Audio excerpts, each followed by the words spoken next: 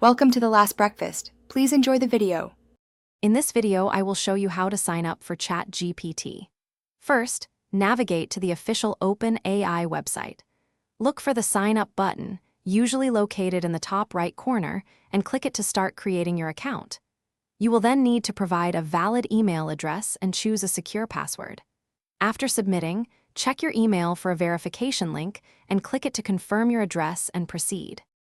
Next, you will be prompted to enter some personal details, including your first name, last name, and date of birth. Following this, you'll need to provide a phone number for a one-time verification.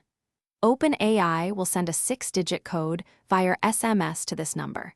Carefully enter this code into the provided field to confirm your identity.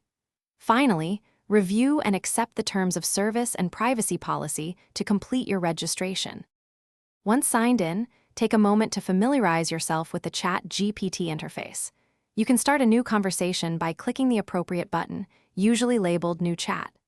Experiment with different types of prompts to see how the AI responds. You'll find that clear and specific instructions yield the best results.